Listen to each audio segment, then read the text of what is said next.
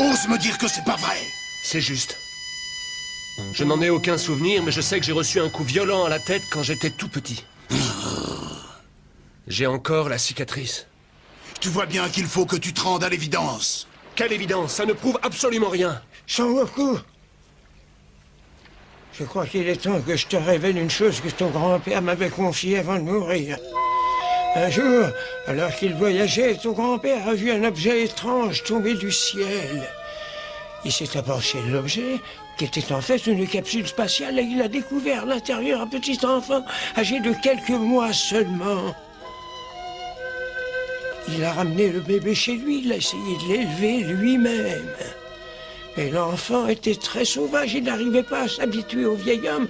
Ton grand-père ne savait vraiment plus que faire.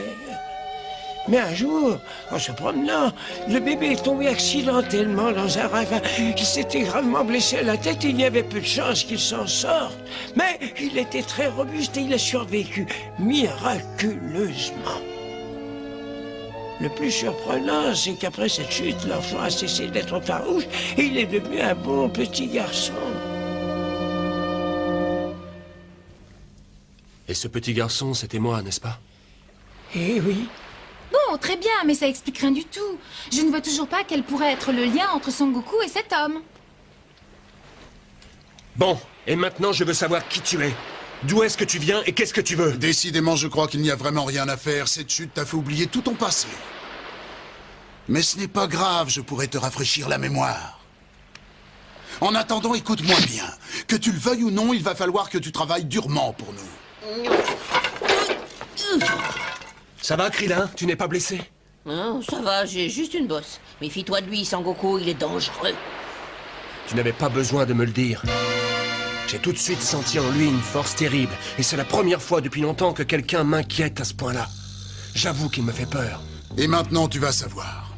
Tu n'appartiens pas à l'espèce humaine. Tu viens d'une autre planète. Il faut que tu saches que tu es né sur la planète Vegeta. Et tu appartiens à l'un des peuples les plus puissants qui ait jamais existé. Les guerriers de l'espace. Les guerriers de l'espace?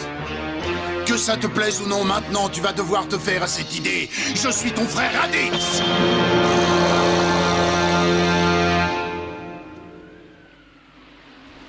Oh, dis-moi, c'est pas possible. Cet homme n'est pas ton frère. Il ment, n'est-ce pas, Son Goku? Oh, dis-lui qu'il se trompe. Et tu espères que je vais te croire? Tu n'es qu'un menteur. Si Sangoku vient d'une autre planète, alors explique-nous pourquoi il est ici. Je vais tout vous expliquer. Son Goku est venu en visiteur. Il a été envoyé sur la Terre pour remplir une mission. Il avait reçu l'ordre de détruire l'espèce humaine. Je ne te crois pas. Nous sommes un peuple de guerriers fiers et courageux, et notre seul but est de conquérir sans fin. Et c'est pour cette raison que nous parcourons l'espace depuis des années à la recherche de nouvelles planètes.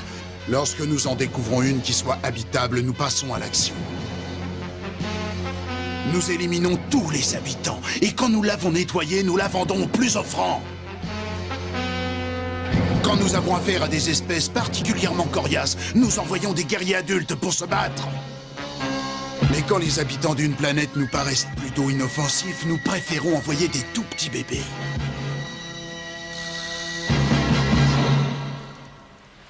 Monsieur ignoble, comment pouvez-vous être aussi cruel avec les autres peuples de l'univers? Comparé à vous, Satan Petit Cœur passerait pour un ange.